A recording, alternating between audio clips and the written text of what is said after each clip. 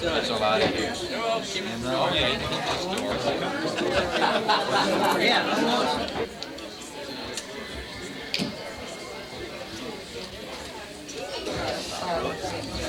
How you doing, Art? Oh, really? Did it get down the road?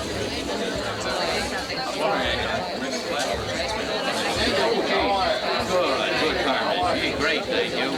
Okay, so much.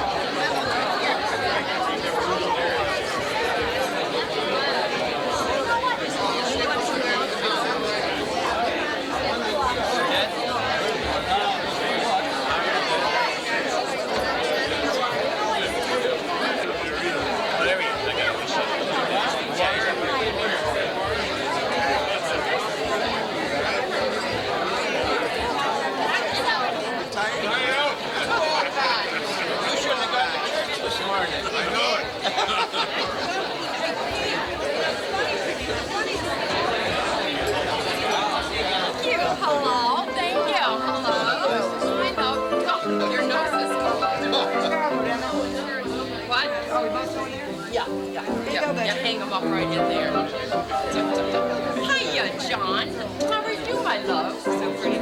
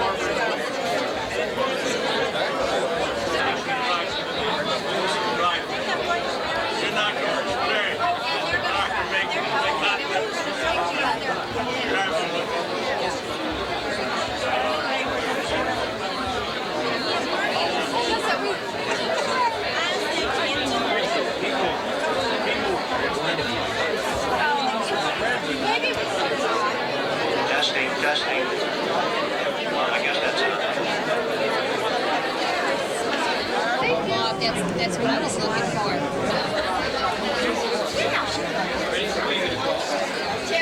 Terry. Here's the Alan children.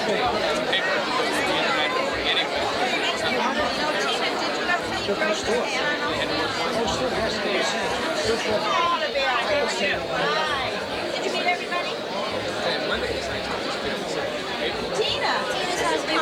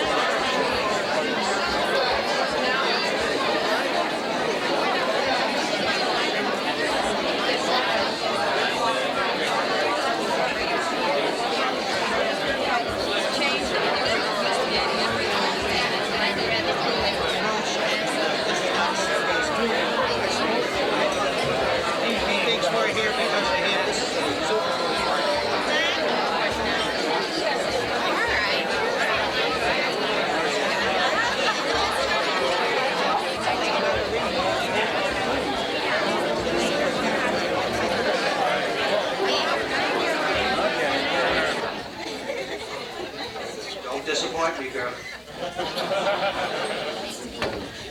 They're dressed as waitresses, but they really are not. This is a song and dance act from New York. Unfortunately, we don't have any music. Okay, girls, you're on.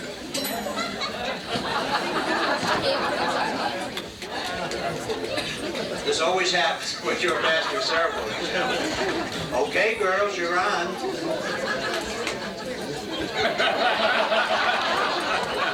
Maybe that's their act. Once more, girls, you're on.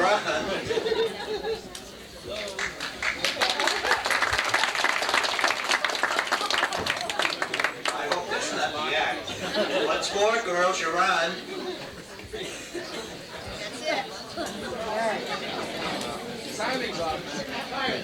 This wasn't part of my program. I'll be right back.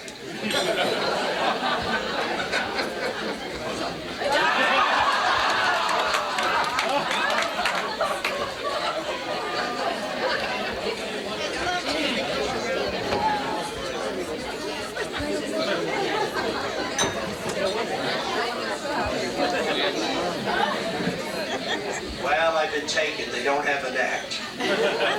Okay, everybody, enjoy your meal. Dick Michaels thinks that this is a party in his honor. It's really not. It's a Super Bowl party. We didn't know how to get a crowd together. So if we eat fast and talk fast, we'll all get out of here and see the ball game. Okay, manja. Manja.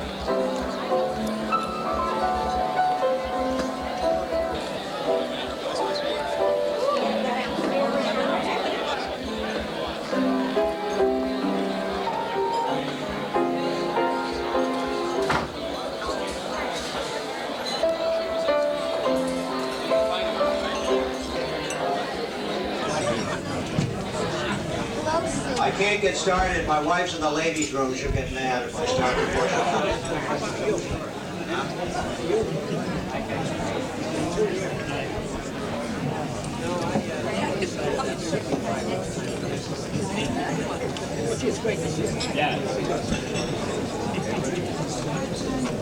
Who left a pair of glasses at the podium?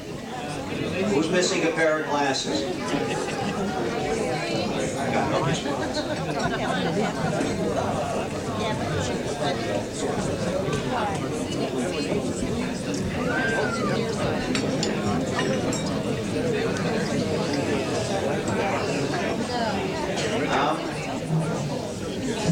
I'll tell you a joke. This fellow went to a doctor. He says, "Doc, you got to do something about my wife. She's running around and clucking and thinks she's a chicken." And the doctor said, "Really? How long has that been going on?" He says, 3 years. He says, 3 years? How come you're only coming and telling me now? He says, "We needed the eggs." Those are my clean ones. I'll get them. Huh? Well, okay, we'll begin. This is really a telegram. Yeah, really a telegram. From Washington, D.C. to Richard Michaels, Waterbury Country Club, Waterbury, Connecticut.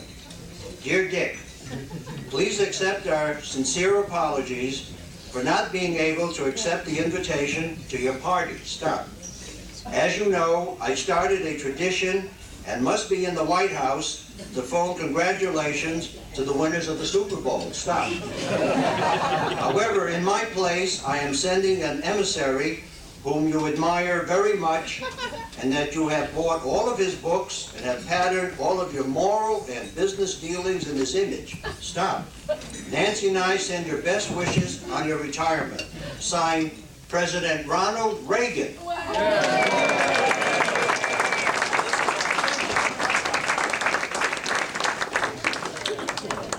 I wonder who the emissary is.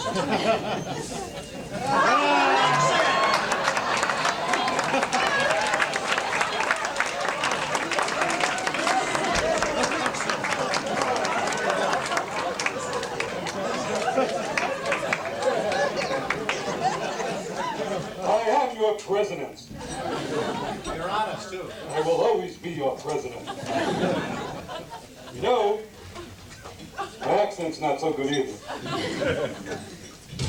When the president, the one that thinks he's the president, asked me to represent him today, what happened?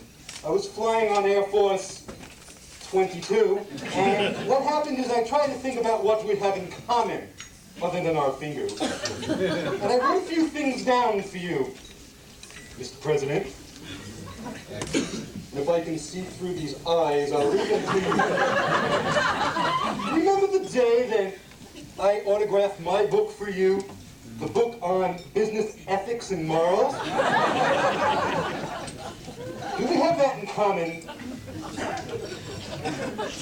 You know, I was thinking I was going to tape this whole thing. And I started out. Listen to this one closely now. I taped 16 minutes and only 3 came out. Then I thought, what else do we have in common? You and me. And I thought, water. Waterbury and Watergate. We have that in common. Then I said, well, what else?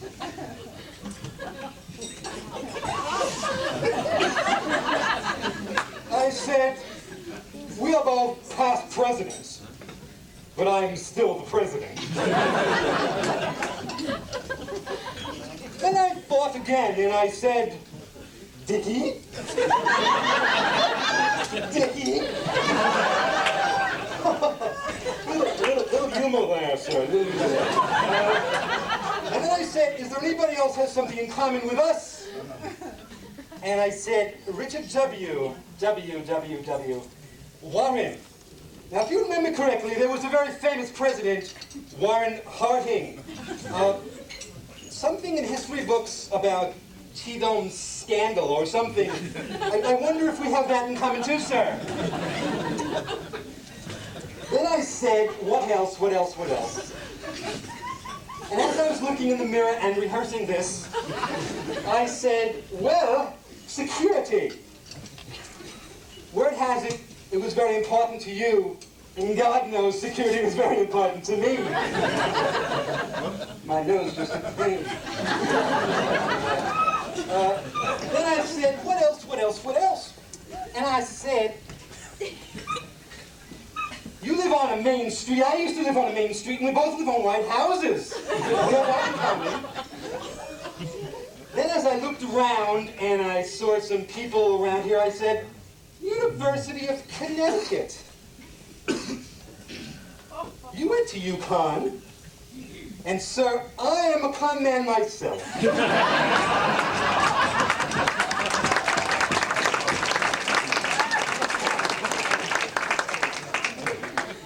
Then as I was thinking, but when I was thinking it wasn't as hot under this mask as it is now, I said, what about our gems of a women? You have BJ, and I had Pat. Gems of women. Now you gotta wait and listen to this one very closely. If you take BJ and you turn it around, you got J and B. It's a liquor joke. If you take Pat and turn it around, you got TAP, tap, another little liquor joke. It can be considered a circle joke. We will laugh when we get around to it, too. Now, I see time's running out, and there are just a few more things. Dick, you and I did time to get TV time together. And I'm looking at my watch, and it's time to bug out. So, all I can say right now is, these are 2 Richards they won't have to kick around anymore.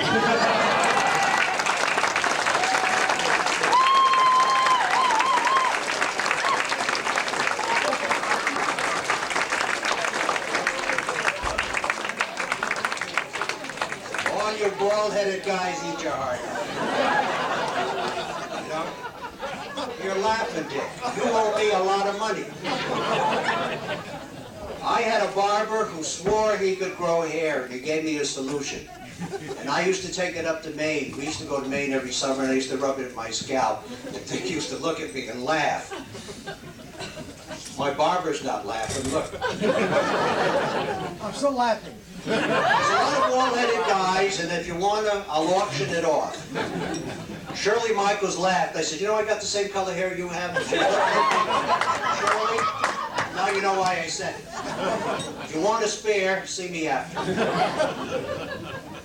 Okay, now, this is a diversified group, and it's difficult to reach all of you and how you know Dick Michaels. There are people here who have worked with Dick, and I should take this off. I didn't know when people have hair, is it hot? I'm used to a cool breeze. There are people here who worked with Dick and know him as fellow workers. There are people here who play golf with Dick and know him as a golfer. There are people here who socialize with Dick and know him socially. There are people who did business with him and know him as a business. And of course his wife BJ, who knows him best in bed. His children. Said best. Dick, you're not allowed to heckle. You have I got to tell you a story about Dick. This is not going to be a party where people are going to stand up and tell you how nice Dick was, what he did, and you turn to the guy next to you and say, who's he talking about? I'm going to tell you the truth about Dick. I'm going to tell you a side about Dick probably none of you know. I know. I've been working side by side with this man for over 40 years. I remember when he came to work in Bristol, his father said, Dick, it's time you stop chasing that little white ball and go to work. And he sent him to Bristol to be trained. And he had just met this lovely young girl in New York called BJ, who he fell madly in love with. Came back and announced he was going to marry her. But she didn't feel that way at the time. So I discussed Dick's romance with BJ every day. Instead of paying attention to business, we decided, you know, what's the best methods to land this girl. Now, Dick was very frustrated because she lived at the Barbizon Hotel for Women, and you were not allowed past the lobby. Rumor has he sometimes dressed up in drag and whatever. I couldn't authenticate that, okay? Now, he was a determined young guy. He really, really was. He said to me, I'm going to marry this girl. And he proceeded to go to Lazar Kaplan, which is the finest diamond that you can buy, and he bought her a diamond and he gave it to her. And she promptly returned it. And, you remember my memory. And he was really, really frustrated, but he was determined, and he did marry her, okay? She's still wearing that diamond, and the end of the story is they're living happily ever after, and they got 5 children to prove it. And I'm going to ask them to stand now. I'd like to introduce the Michaels family. First one was a girl called Dale. Dale.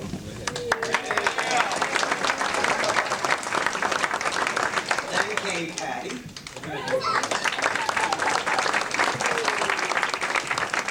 Then came Karen.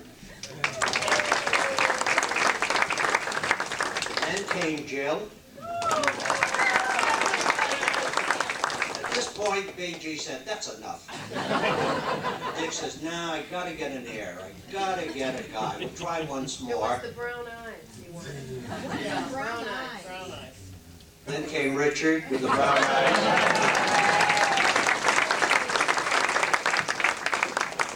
But nothing would have happened if it wasn't for this lady. Anna Michaels.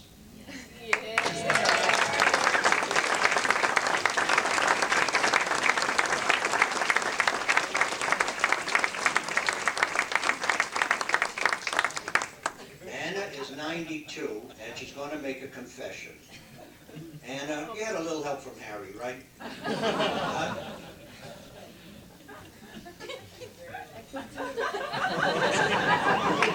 She could do it without him.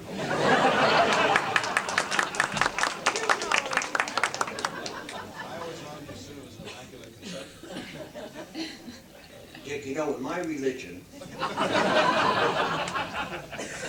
rabbi once told me that eating bread on Passover is just like having adultery. And I told it to a friend of mine. He says, you know, I tried them both. I don't see the comparison. I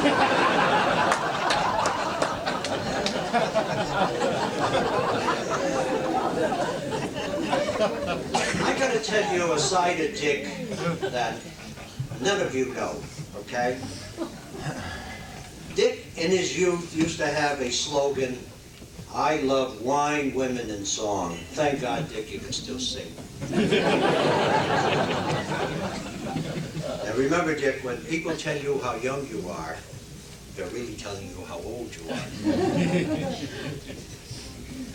I'm going to give you a side of Dick that, as I said, very few people know. Dick attended the University of Yukon. He almost graduated, but the war came along and Dick just never graduated, okay? Then he became a captain in the Air Force. Then he became a bank director. He became president of the Michaels Retail Division. And here are some of the highlights in his career, okay? These are very, very unknown facts. One day, when young Richard was 3 years old, Big Richard decided he was going to cut a limb off of a tree. So he took young Richard up into the woods. Now imagine now, this is a captain in the Air Force. And he climbed up on the tree. He climbed out on the limb that he was going to saw off. True story. He proceeded to saw the limb off, and they both crashed to the ground, and Dick broke his leg. True, true. One day, Dick is walking along the street, and he sees two strange dogs fighting. He didn't know these dogs, and these dogs didn't know Dick. He decided to break up the fight. The two dogs turned on Dick. They took turns biting his fingers. He came to visit me one day, and he looked like a mummy. All of his fingers were bandaged up. That's very commendable of you, Dick. This is the best story. One day in the Waterbury store, they sold a very, very expensive Cephas figurine called Passion Flower. Royal Worcester? Well, Sorry, Joe. I did that on purpose because I want to know if the story is true. It's true. And when the stock boy had to go pack it up, he broke it. So Dick angrily ordered another one and announced, this time I'll personally pack it. You guessed it. He broke the second one. The sleeve caught on it and he broke it. So these are sides of Dick that no one knows. Now, one day when we were up in the camp at Maine, the Michaels have a camp up in Maine, Dick invited me to go for a boat ride. And I want to tell you, if you saw the picture of the African Queen, that boat, the African Queen looked like a yacht. This was really... Anyway, he took me out on the boat, and we're in the middle of the Songo River, and you guessed it, we sank. Had to be rescued and all. The side of Dick, you don't know. Well, my walk through the woods is a whole story in itself. I won't tell that. Last summer, he said to me and Ed Bush, how would you like to play golf at the Waterbury Country Club? And I said, hey, that's terrific. I've never played golf at the Waterbury Country Club. So we made a date and we met, and we get into the parking lot, and he says, you know what? I forgot. The plumbers are having a tournament here. He said, don't worry, we'll play. So we get into carts. He's the leader. Eddie and I in another cart. And he's racing down the paths, and I think we stopped at the 5th or 6th hole, and we teed off, we played it. We got back in the carts, raced down the paths. We played another hole. Then we got back in the carts, and I swear we came back to the same hole. We played 3 holes 3 times, okay? I'm not making this up. The next day, I'm having coffee with my friends in Bristol, and they said, "What'd you do yesterday?" I said, "I played golf at the Waterbury Country Club." They said, "It was a nice course?" I said, "I don't know, all the holes look alike."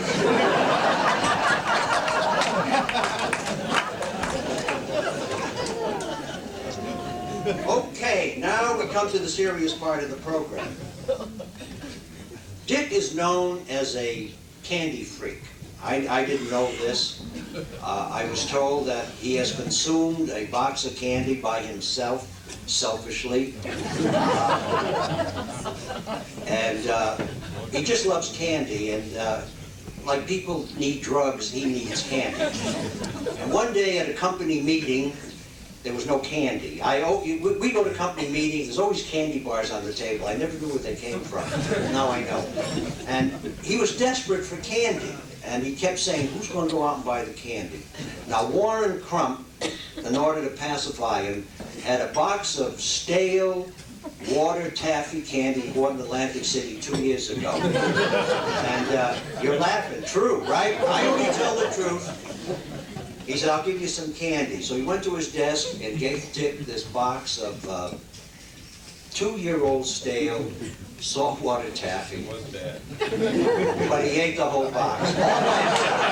He ate the whole box. So Dick, seeing you're retiring, and we don't want to deprive you, we have a gift for you. And your daughter Jill is going to present you with the gift. Jill?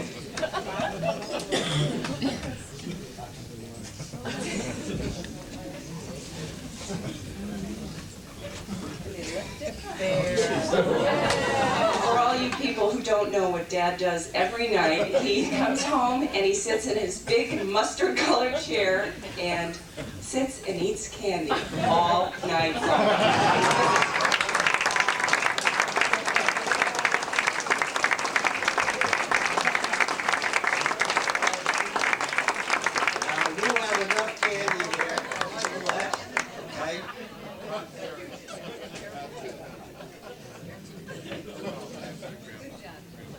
There are a lot of golfers in this room, so I'm going to tell you a golf story.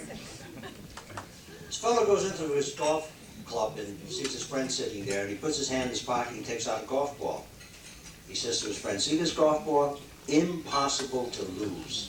You can't lose this golf ball." I said, "What are you talking about?" He says, "This golf ball is made that if you hit this golf ball in the woods and you don't find it, say, in 5 minutes, a siren goes off." I said, "You're kidding." He says, "Not only that, if you don't find it 5 minutes later, it sends up a smoke screen." I said, "That's fantastic. But what if you hit it in the water? You hit this ball in the water, and if it's in the water 5 minutes, a flotation comes out, it'll rise to the top with a little white flag." I said, "That's fantastic. Where did you get it?" He says, "I found it."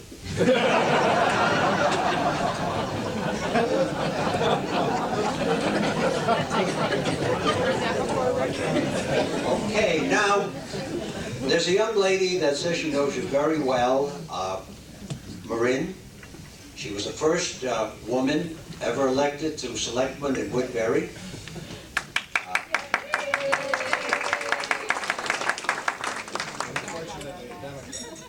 I gave her plenty hell for changing it while we were eating, because she told me she was a Republican first, then a Democrat, and I think when I get through with her, she'll be back as a Republican. She also served on a commission that should really relate to you, which was the Aging Commission.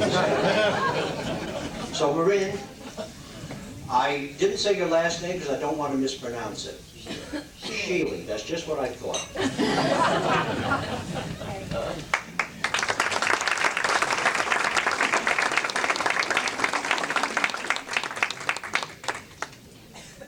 Thank you, Max.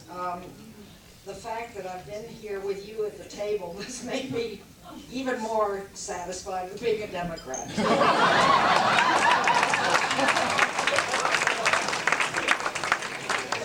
And the fact that Dick was one of the first people I got to know when I moved to Woodbury in 1960 is probably one of the reasons I became one. So sorry about the whole thing. Jill called me and asked if I would be willing to roast her father, it didn't take me but half a second to say sure, right? Having known the Michael family very well since 1960 and watching their 5 children and my 5 children grow up together, and being very shy about public speaking and speaking my mind, for those of you that don't know me, I took too many opportunities to tell people what I thought of them. And now it's my turn to tell Dick what I really think of him. And you know, this, when Jill asked me, what I'm describing to you now is the process I went through, and it's really very important. And I want to tell Dick in particular why it's so important, because I was ecstatic. I thought, you know, hot damn, I don't have to be polite. I don't give a rap if you vote for me or not. Sorry about that. I'm not running for anything, and here's my big chance. And you know, we don't have to observe any social customs, and this is terrific. And so for a day I thought about this, and I was very, very happy. And then some problems set in, because I thought, well, how am I going to do this? I've got to get down to work. And Jill, you called me about a month ago or 3 weeks ago, and I started to write down notes on backs of envelopes, and old envelopes, and I ran out of them. And I started a little card file, and I started phoning my Woodbury friends. And they didn't, you know, can you tell me anything bad about Dick? Didn't have to ask, didn't have to beg, out it came. And I wrote and I wrote, and I ran out of card files, and I thought, this is getting ridiculous. So I even looked into a word processor, and I thought, you're not worth it. You know, what the hell? I worked all my life, I finally retired, and I'm working for this idiot. Collecting all this crazy stuff that he has done to people all over the face of Connecticut. And all of you out there know exactly what I'm talking about. And those of you that I didn't call heard that I was calling and called me. So, you know, it was a very easy thing to do. And then I thought, no, I've got to cull this down. And I then took my card file and made an outline. And that was okay until I realized I had about 50 pages of outline. And I know a lot of you thought I talked too long before, but this was getting ridiculous. So I thought, all right, I'll cull it down to just the really big things. I mean, the really horrible things you've done, Dick. I let all the little nasty stuff go that Max and everybody else knows about. And thought there's no point bringing that up because we know all of that. And I was very pleased with myself, and I had it all boiled down to, and I figured that what I had was totally offensive, sometimes disgusting, and bordering on criminal.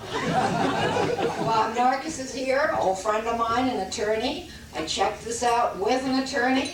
He said I was okay, that Dick couldn't lay a hand on me, much as he might have wanted to. Right. And I know you've been an expert in facets and cleavage, but not a diamond. Okay? Your part of the cleavage business isn't what it was supposed to. So just keep quiet, Dick Michael. So, I then was very pleased, but then I began to think, holy cats, I've known these kids most of their life, the Michaels kids. I've known BJ, and she is a good friend of mine. And all of you are here because Dick is retiring, and I'm saying, big deal. You know, so what?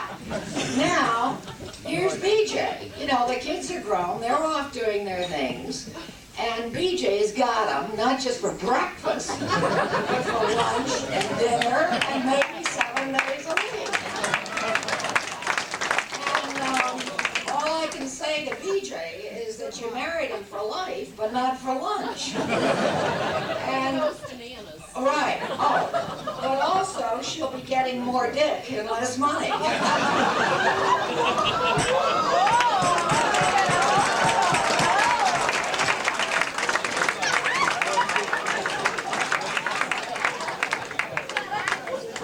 all that loud talk of yours is true.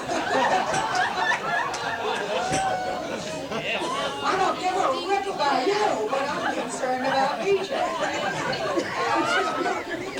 So that I began to think, on earth can I do about this whole thing? And then I went from BJ and the family to thinking of my beloved town of Woodbury, you know, and he's still living there. And here's a man who purportedly spent all his life pleasing women. You know, buying baubles for them or having men buy baubles for women, and he thinks he's a freaking expert on women. And, you know, and now this maniac is going to be loose on my town of Woodbury, still thinking he's an expert on women. And, you know, I'm saying to the women of Woodbury, look out. And I'm saying to BJ that, you know, I may have been selectman of all the people, but I care about the women, and I care about BJ, and Woodbury, to my knowledge, still doesn't have a block watch organization, but I'm thinking we better do something, because we've got a demented maniac. And now he can really practice his expertise on cleavage all over town. Ask Connie about it. Yeah, right. There are friends of mine that have even been paid back debts in the strangest places of money stuffed down their bazooms at inappropriate times. And BJ, those debts were not what you might think. So, in all fairness, what's happened, that this is all the process I went through, and I've had a very bad time in it. And it led me to 2 points, as I said, to the women of Woodbury, look out, and to BJ, you have my real sympathy. And so here I am, and for these reasons, I felt I had to boil what I really have to say down to a very few things. And it comes to this. Dick, for a dog, that means dirty old gemologist. You're not such a bad guy.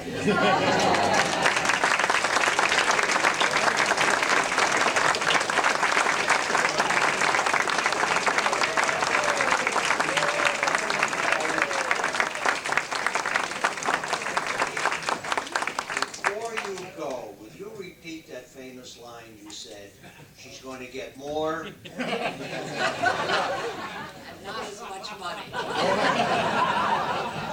And I was afraid of being dirty today, so my wife came up with a cure. I said, your wife? He says, yeah. What'd your wife do? Well, when my ears are ringing and I got this headache, I go home and I put my head between my wife's thighs and she squeezes as hard as she can, and when she lets go, it's gone. He says, go home and try it. Let me know. So the guy came back 2 days later. The doctor says, how you doing? He says, fine, doc, I took your advice. The doctor said, did it work? He says, perfect.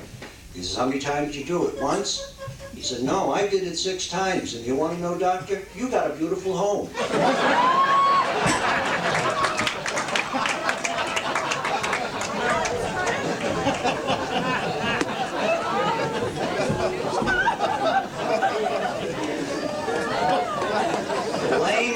She started it. I'm going to call on a man who is supposed to be one of Dick's oldest and best friends, but his nickname bothers me. His nickname is Pot. Now, I'm going to ask him to come up. He's going to have to explain how he got that nickname. My wife calls me Potty because I got a pot, but I don't know who this man is. Where is Howard Pot Moore? Right.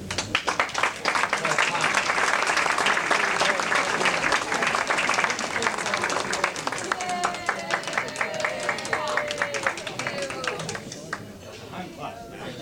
Otherwise known as Quasimodo.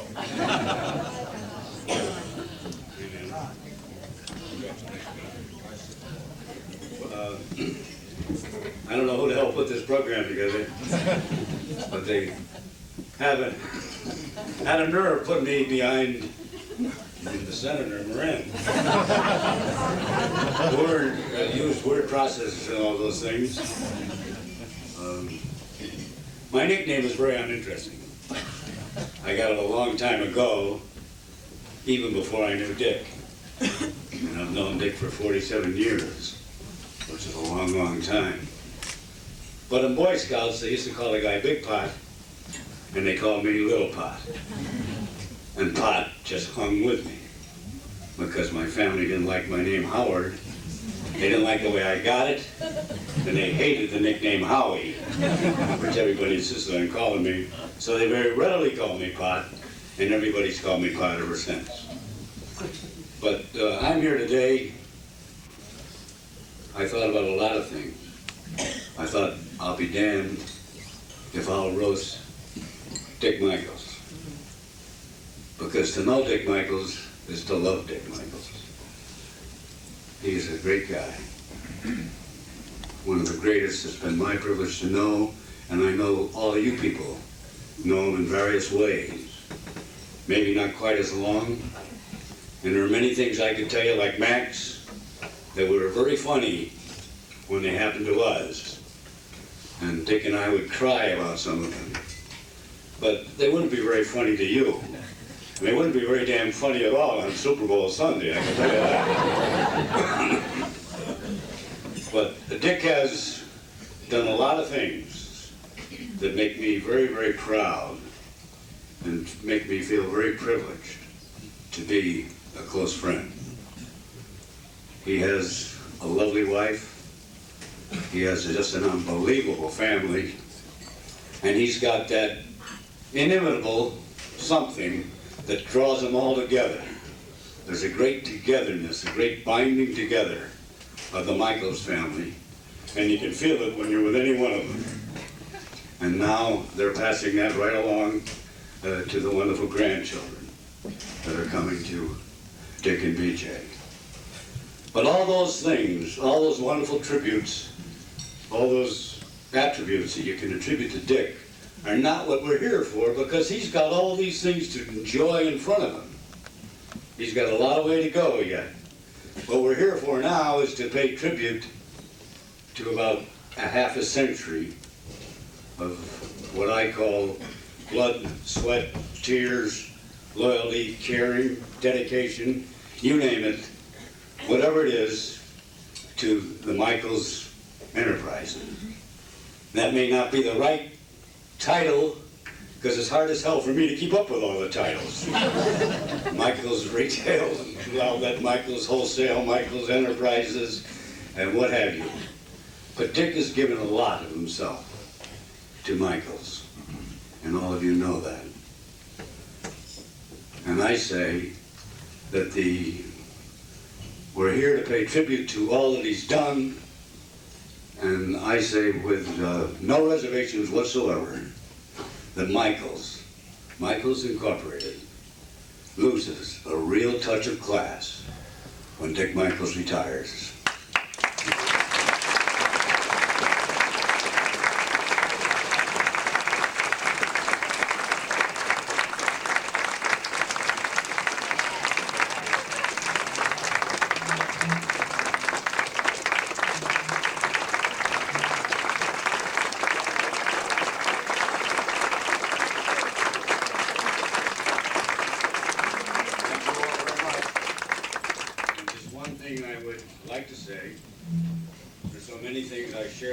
But I'm with the table of the galoots, the ones that are making all the noise out of there, the ones that are anxious to get to the Super Bowl, from back in Dick's college days, which were a lot longer than most of our college days. But Dick, I'm here to tell you that Shirley and I and everybody at our table want you to know we love you.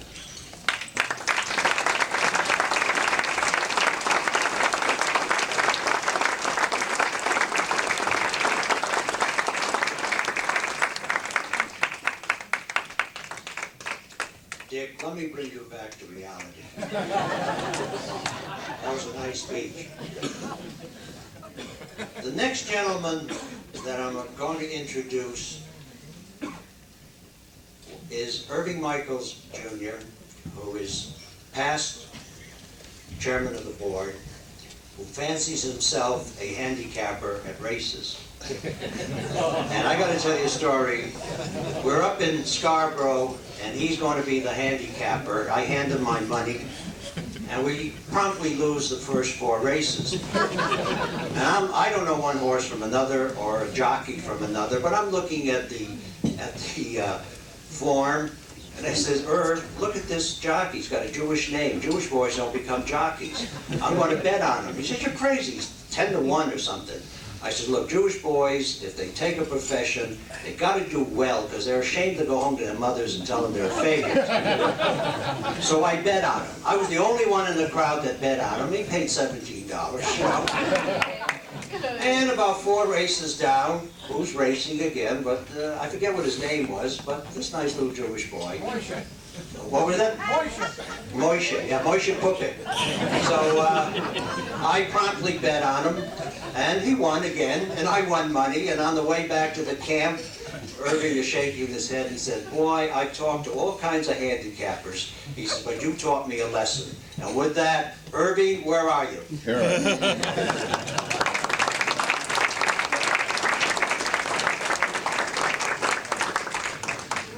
Thank you, Max. I was going to wing it, but I decided to read it. The first thing I'd like to say, thank you all you beautiful people, all you wonderful people for coming here today. You're lucky because they, like the Super Bowl, they closed it out. So you are the chosen. Dick has had a long and wonderful career. For more than 40 years, he's been the Mr. Michaels for all Connecticut and Rhode Island consumers. And he did this job in the best tradition of the family business. He was a leader, an example of how a fine jewelry store should be run. He also trained dozens of younger generation, both within and without the firm. His people came first, and then came his drive for excellence, whether it be one in gemology. He was an early certified gemologist and established the first accredited gem laboratory in the state. In display, a department he also ran for more than 40 years. In store operation, for which he strove for perfection, neatness, and efficiency. And the list runs on to these business contributions. Dick and I grew up together. Our careers were roughly parallel. In college, in the service, in family life, and our business life. We pulled together all the way, and I'm proud of our relationship all these years, and as we retire together. With all these allocates and tributes, there's one thing that's more important that I have mentioned, and that's his own family. His dear mother, Anna, has been an inspiration for us all, and at the cost of getting her on her feet, I would like to have her stand up and have you all give her just one beautiful round of applause. Please do.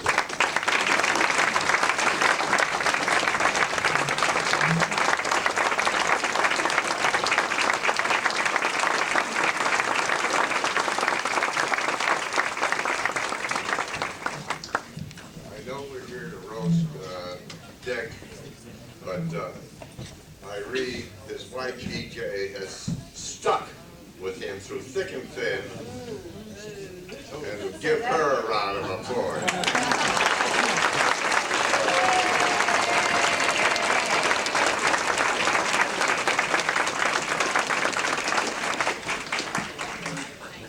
And she has given him 5 wonderful children, of which he can be very proud, and the grandchildren keep coming. Oh, God, I hope not.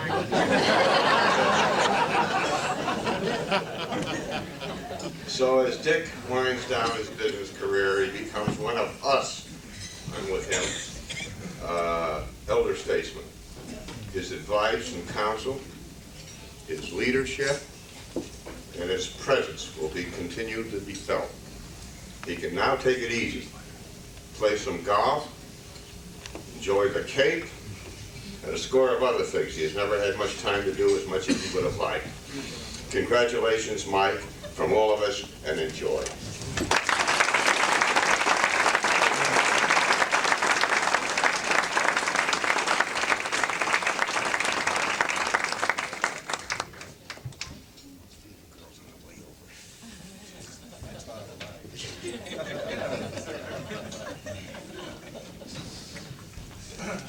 Thank you, Herb. There were these three Catholic couples who were banned from the church for one reason or another. And they formed a petition and approached the priest that they would like to get back in the church. And the priest says, well, okay, but you're going to have to pay some sort of penance. He said, I'll tell you what, this is June 1st. If you three couples abstain from sex for 1 month, come back, we'll talk about it. So a month later, they're back talking to the priest. He looks at the first couple, says, well, yes, Father, we didn't have sex for a month. Looked at the second couple, yes, Father, we didn't have sex for a month. Looked at the third couple, the guy looked at the priest, says, I gotta be honest, we went 28 days. He says, 28 days? You know the month of June has 30 days. He says, Father, blame it on a cabbage. And the priest says, a cabbage? What would a cabbage have to do with sex? He says, well, my wife was holding this cabbage. It fell out of her hands. She bent over. He says, Father, I lost all control. He says, I went at it right then and there. So the priest says, well, you're still banned from the church for another year. He turned to his wife and says, well, there's two places we're banned, the church and Stop and Shop.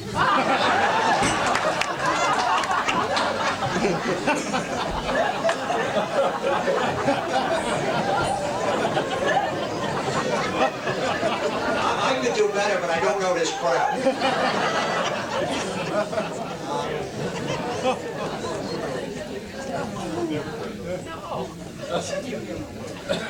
Dick belonged to I'm a golfer, but Dick belonged to a very strange golf club called Chicken Duck. Now, what has chickens and ducks got to do with golf? BJ, who can explain that? Maybe Jerry. Jerry, can you explain that? Gene. Gene is in here. Brad. Gene left. Brad's Brad's gone. here. Boy, I never heard passing the buck as I Brad. Brad's trying to remember. Where's Brad? Brad was here. Brad, you do. Brad, why chicken and why duck? Remember? I think John Burbank, who I guess Who is is it here, here? was the inventor of this. This course we play down Saucon Valley has a lot of very lovely streams flowing through it and many ducks and geese flying around. And I think the story, Dick, as I remember it, John was watching these two ducks come down the stream and they got to a waterfall. And they decided rather than go over the waterfall, they would get out and walk around the side and go back down lower on. So he commented to Dick that they were a couple of chicken ducks if he ever saw them. Okay, we'll accept that. Okay, now this young fellow is Dick's son-in-law. He's a doctor. And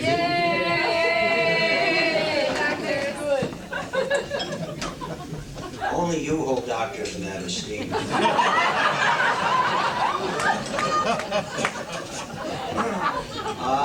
He's Dick's son-in-law, and we're going to ask you to come up here and say some very nice things about your father-in-law.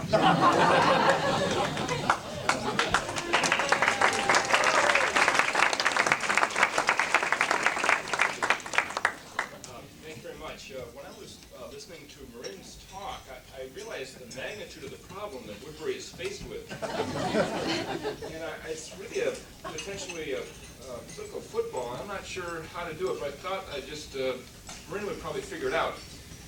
When you have a burglar problem that you're worried about, you have a block watch. And I don't know how they should do it. They're worried about Richard Michaels. Would that be a dick watch then?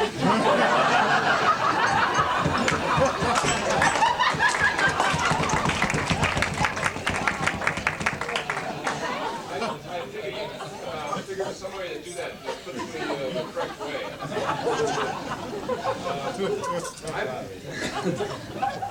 I've known Dick for, everybody says how long they've known Dick. I've known Dick for about 20 years now. I figured that out on the drive down. And actually, I have to admit, the first few years I didn't know him very well because Let you in. Patty would only go out with me once a year, so I got to see him once a year for about the first 5 or 6 years. But once I was in the family, you get to know someone in a different fashion than friends and acquaintances. And at a time like this, there's really a great temptation to bring up kind of the silly, kind of the stupid, embarrassing things that he's done over the years. Skinny dipping. And that's where I started off. And I have several pages of things that Dick's done over the years. And I said, well, everybody else is going to do that. So what I'll do is I'll just think of the really things that make Dick a great guy and a great father-in-law. And I wrote them all down on this 3x5 file card that I have right here. And so I thought I'd share with you some of these things because I think everybody else would probably give him a hard enough time without. And I have to live with him and this. Remember that. Dick and Richard and I spent a lot of time fishing, and one of the good things, a lot of people probably don't know, I was thinking of Dick's positive attributes, and Dick is really a fantastic cook. Not many people know that, and I'll tell you how I found that out. One of our early times, when I was doing on Patty, we were going out fishing, and Dick said, well, why don't you bring the beer and I'll make the lunch? And I said, gee, that sounds like a good deal. And I brought along some very expensive imported beer. And we were out, and it was hot, and it was thirsty. We'd had several beers, and I said, well, Dick, where's lunch? And Dick said, oh, I got it right here. And he turned to the bait bucket, and he brought out this cold, old pizza. It looked like it had been in the bait bucket for a month or so. I was kind of a little discouraged, and I said, Dick, this is kind of cold. He said, well, what you do, it was a hot day, he said, you put it right on the deck of the boat. And that way it kind of mixes with the boat wax, and the spilled gasoline, and the fish scales, and it's really good. And that's probably the best meal he's ever cooked for me. The only meal. A lot of you probably know that Dick was a navigator during the war, and it's because of those skills that he's kept that we probably survived many of these fishing trips. And not only is he a good navigator, but he has several other attributes that really are helpful. He's bold, he's decisive, and he doesn't get embarrassed easily. I remember very well one day when we happened to be lost again, and without a second thought, he pulled right up to the shore, and some startled beachcombers were there, and he just right out said, where the hell are we? The rest of us were kind of embarrassed by that, but it didn't bother at all. And that's true. Those are all true.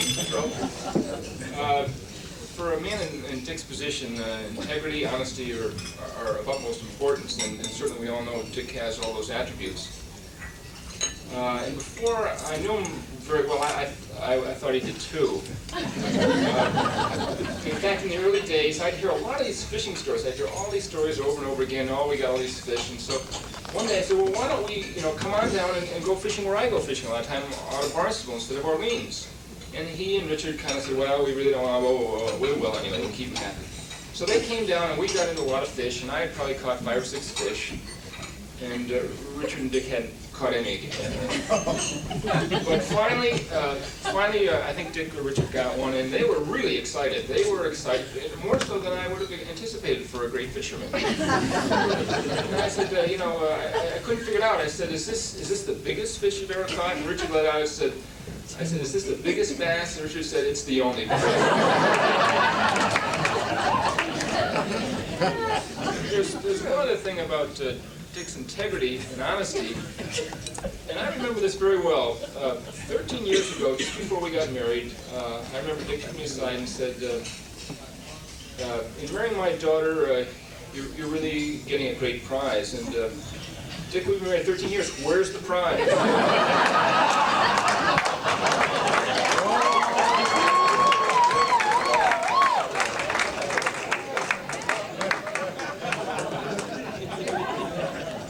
We knew this was going to be a big party, and we wanted to think of a gift that would be commensurate with all Dick's done for us. And Patty said, well, he's always wanted a Jeep. Why don't we get him a Jeep? But he beat us to the draw, and he got himself a new Jeep last year. So we said, we've got to get him something else, you know. So I said, well, he needs a new motor for the boat. And so we looked out and we picked out a motor, and we were just about to buy it, but Ty said it was the wrong color. So what we did, Dick, and this is probably typical of our gifts to you, we did get you a Maine T-shirt. This is it shows this lifestyle that I hope you'll become accustomed to. It's called Maine Life in the Slow Lane. This is probably the best gift I've ever given you. I just want to close and say that Dick has had many challenges throughout his career, both with his family and with his professional career.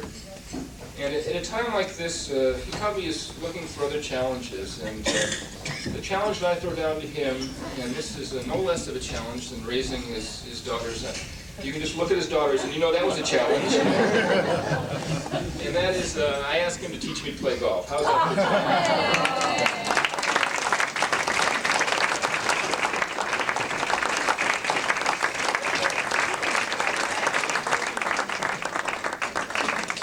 Doc, maybe you can enlighten me on a story. I understand that Dick was arrested on either shellfish or illegal fishing. Carl Denny. And Dick. And Dick, but Carl Denny. I mean, Carl was elected. He made believe like he wasn't there. Carl Denny. Carl Denny. Yeah. I don't believe that at Carl. Carl should have been a minister. He's coming. Is Carl coming? I'd like to say thank you. Carl, I didn't invite you. I just mentioned your name.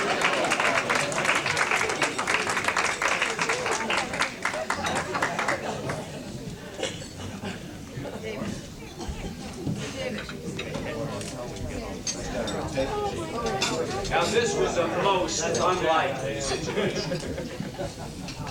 We were at Orleans and we were going out climbing. And you know, people do that all the time. In Orleans, and on the Cape, and the rest of the civilized world. And so we were going someplace between Hither and Yon. And Dick found this absolutely magnificent place. Forget exactly where it was, but it was a fine place for climbing. In Chatham, I guess I'm prompted to say. And so we got out of the boat, and we were going around doing what people do when they climb. You know, dig in the ground and find clams and things like that. And there were just a plethora of clams, if you will. And so we were sitting there, and as we were digging up these clams and happily, you know, just having fun, off on the side, kind of, you hardly would notice, comes this person who is, you know, probably always there. But off, certainly in the background and off far to the side. And so we continued to dig. I say we, not me. You're looking at Mr. Clean here, you know? So all of these people with whom I was concerned these days were climbing. And this person continues to come closer. And we're digging in the sand. They are digging in the sand. And finally this person is right next to us. And this is really, you know, this kind of a person, you know, big oversized clothes and whatever. Yeah. And she says, do you have any clams? And, you know, there are clams. I mean, there are a bunch of clams here. And we said, yeah, you know, there are a few clams here. And she said, I'm a warden. And nobody started smiling anymore. And she had a clam thing, you know, that if it goes in one of these rings, you're in big trouble. We didn't have any that didn't go through that ring. I mean, none. There were a pile. Yeah, all that we had was our good looks, and that didn't take us very far that day. And so, as I recall, my friend over here got a ticket of some sort that probably cost him upwards of $10 or $15, I don't know, possibly thousands. But it was a little embarrassing, I think. And we have certainly never let him live it down. Nor will we ever, I hope. But he managed to get through, and so did we, and here we are all today enjoying it, and I'm sure he will for many years to come. Dick, have a good retirement.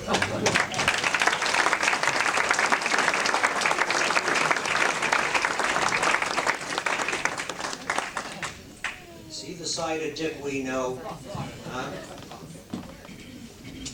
This fellow was going out with this girl for a long, long time. And one day on a date, he put his hand in his pocket, took out a little box. In the box was an engagement ring.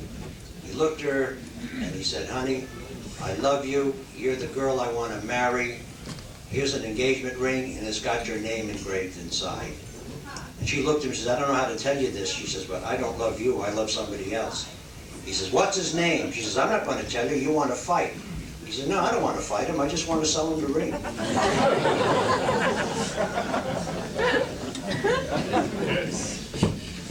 Dick, you know, usually in a party like this, we have to get you a gift. We didn't know what to get you. You're a difficult man. They said, "You have everything." I said, "He's got nothing." They said, "He's got everything." So we are going to ask Joe Charlton from CBIS, who's going to make a little presentation to you. Now, I don't know if Joe's going to be funny or serious. Joe? Very serious.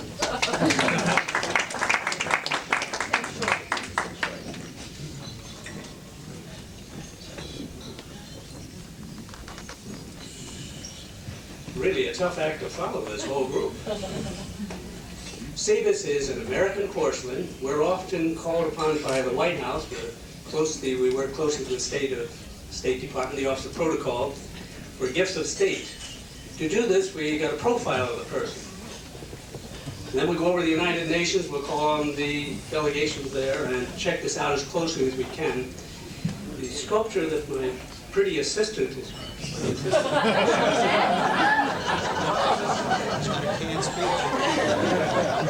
I turned around and there was Max. I can use it. Now can I hold it? This sculpture is a one-of-a-kind. Dick Michaels, and all we can say is we took this floppy pink hat they told us about and came up with Michaels' profile of Dick Michaels.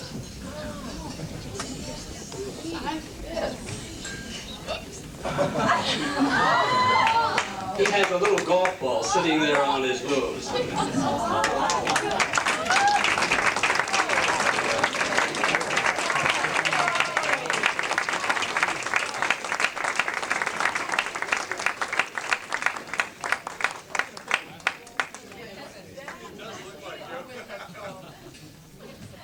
Notice they leave me with the tray. Don't let it get caught in your sleeve then. I'm not going to touch it.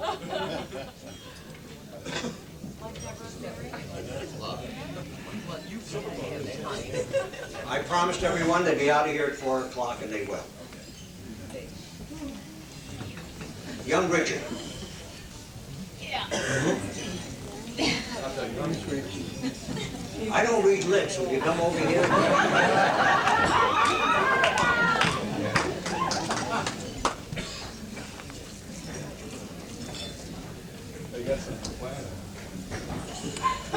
What are you, chickening out? Chicken duck. You should come up here. Dale wants to speak. Dale wants to speak. She always wants to speak. Dale Patton, who is the Dean of UConn. What did I say? Ron. Ron. Well, young Richard chickened out. I wasn't ready for this. Ron? Is he here? Yeah. Would you come forward, Ron?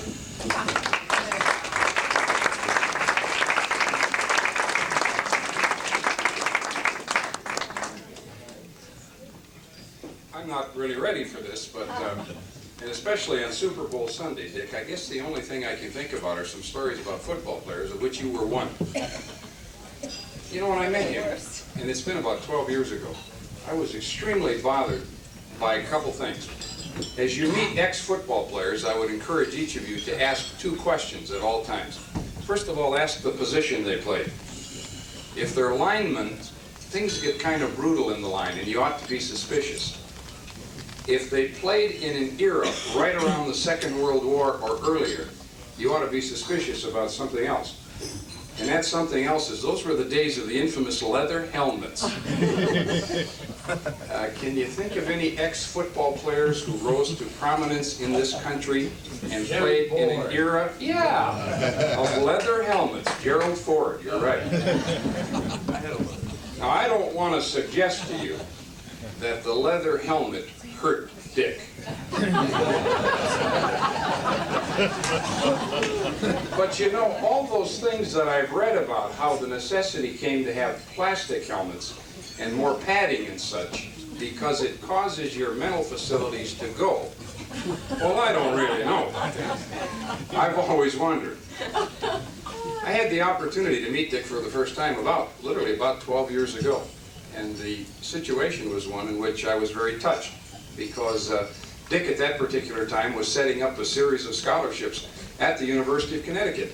And what impressed me most about it was the fact that here was a person who felt so strongly about the success he had enjoyed in a number of communities in our state and in Rhode Island, that he wanted to share some of that with the people of the communities in which he had prospered. And he set up this series of scholarships. And I thought that was an immensely generous thing to do, to reach out and touch all these people in the various towns and cities of Connecticut. Right after that, I became aware of the fact that Dick was very interested in athletics, as a number of us are as we're watching the clock move closer to Super Bowl. And at Connecticut, we have spawned a term for Dick as a person who's very fond of athletics. We refer to him as the warm athletic supporter.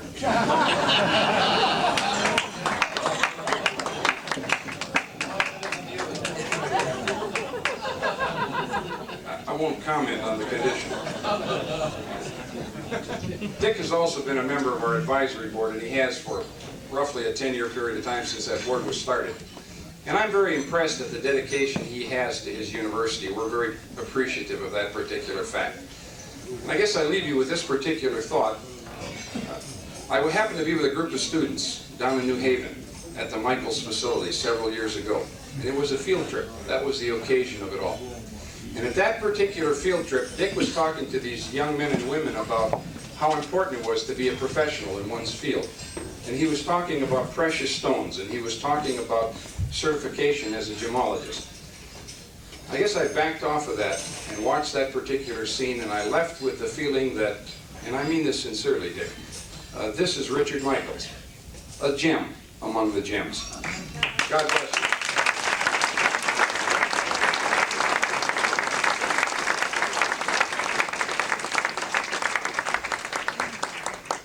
Okay, now comes Dick Michaels' turn.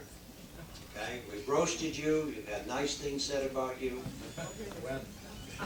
I don't know why, but they did. We have a gift for you that I think you will cherish for a long, long time. I think it'll take you a long, long time to enjoy this gift. I think this gift will keep you occupied for a long, long time. And when you're all through enjoying this gift, I would appreciate a call if you would tell me what the end result is. Okay? Now, are we ready with the grand prize? Would you please wheel it in?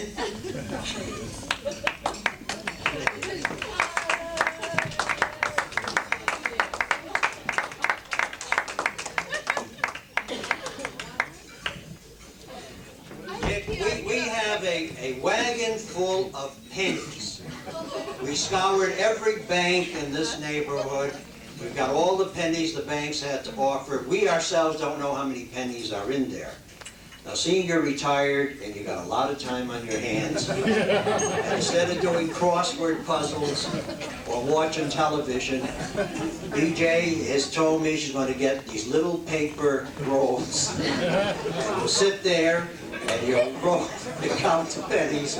And when you get through, would you please call me and tell me how much there were in there? Dick, it's all yours.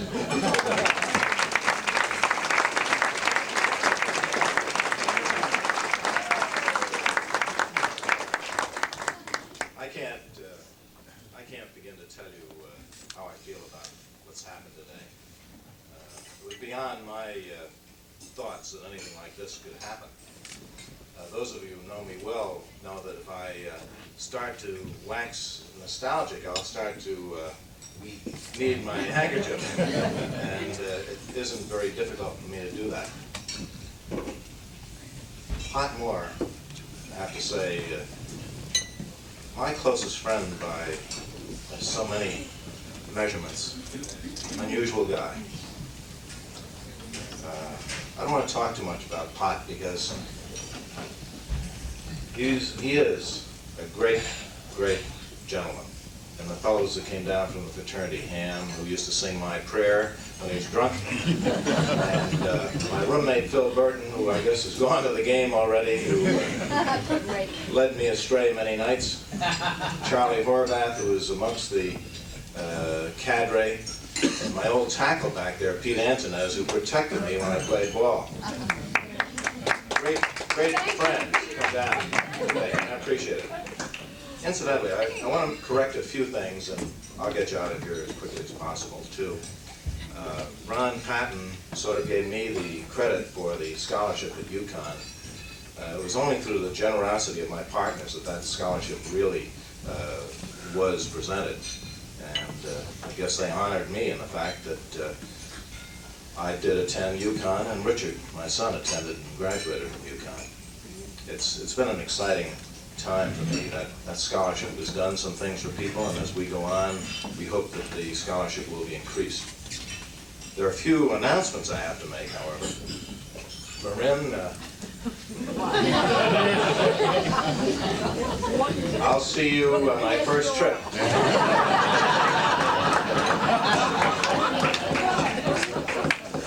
Nani? But you know, I always wanted to give a Super Bowl, pre-Super Bowl party. But I was so cheap, I didn't want to do it. Thank you for making it possible. Incidentally, I want you to know that there will be Super Bowl parties at the following homes. Bowen, Senzimir, Morris, Burke, Smith, Post, May, Palmer's, and Lenarkis. So you don't have to go home and watch it in your own, on the Craypons, I forgot. So you don't have to go and watch it on your own screen. You go to their places and drink their booze.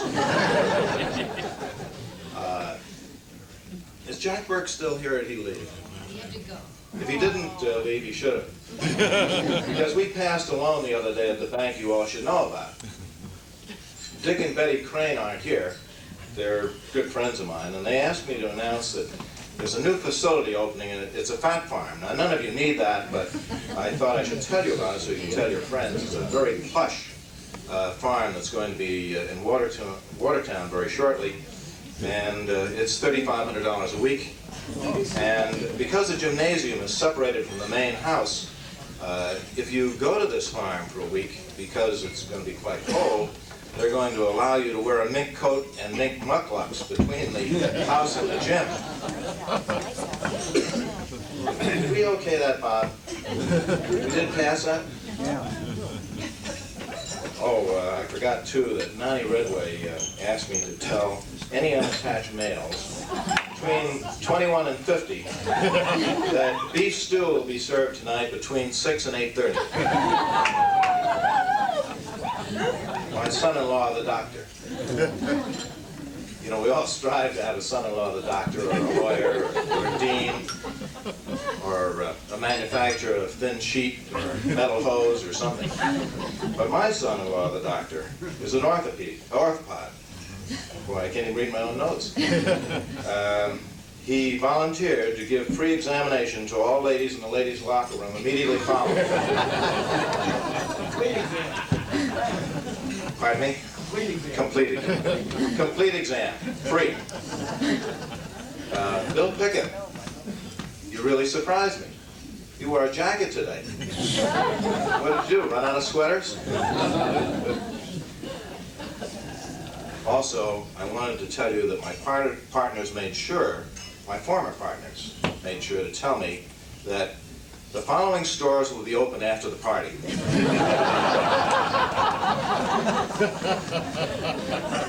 Is Paul Lux still here? Did he leave? It's too bad. Because Paul Lux, you don't really know what this is about because he isn't here, but maybe Bob Narcus knows.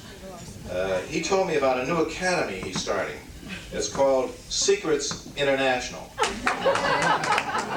that, Bob? You know that. By the way, Nani, my mother, who's 93, would be glad to help you. She's looking too.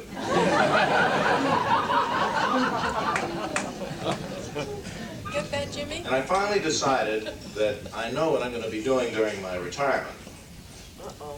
I'll be attending all the parties that you're going to give to make up for this one.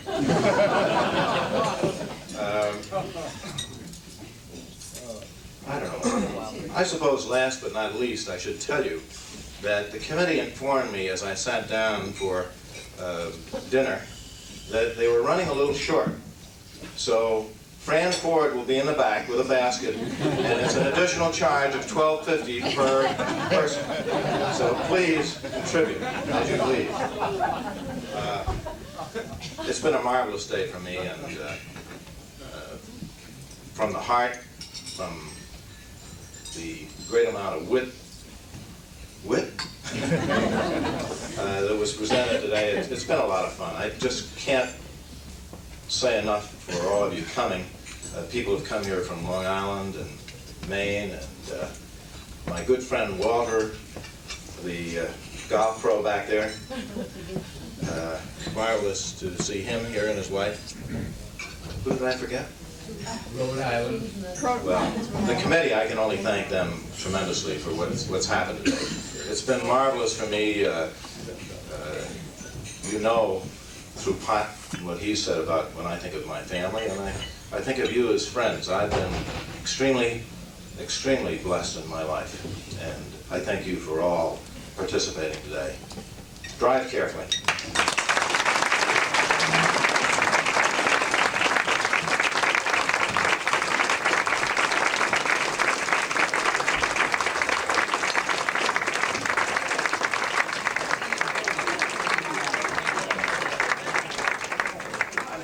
Patriots, if any will give me 10 points. I promised you we'd be out at 4 o'clock. If you look, it's 2 minutes of 4.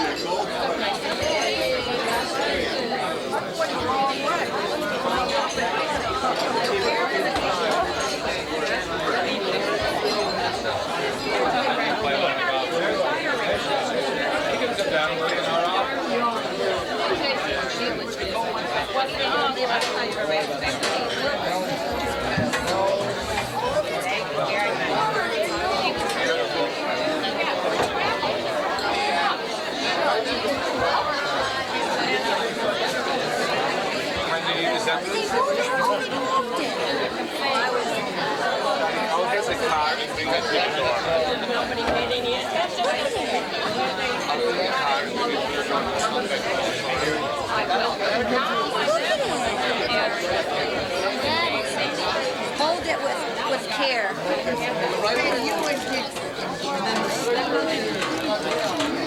Which one do you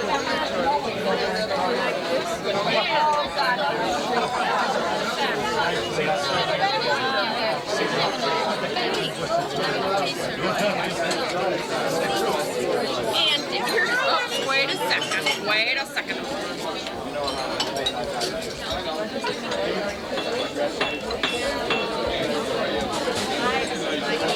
Look at the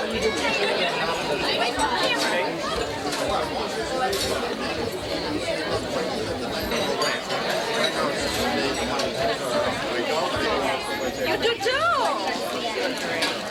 Feeling all right?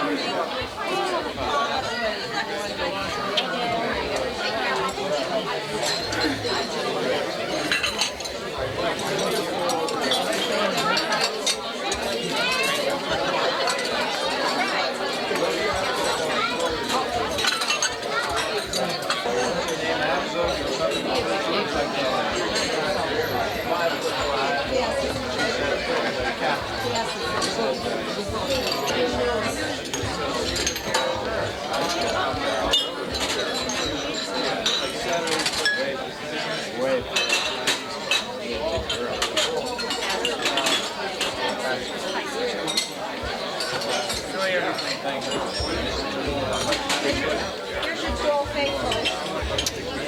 really, you should. Right here. I'm Dale Michaels Wade. I was. Jill was. Yeah, she's 4 years younger than I am. I'm back in town.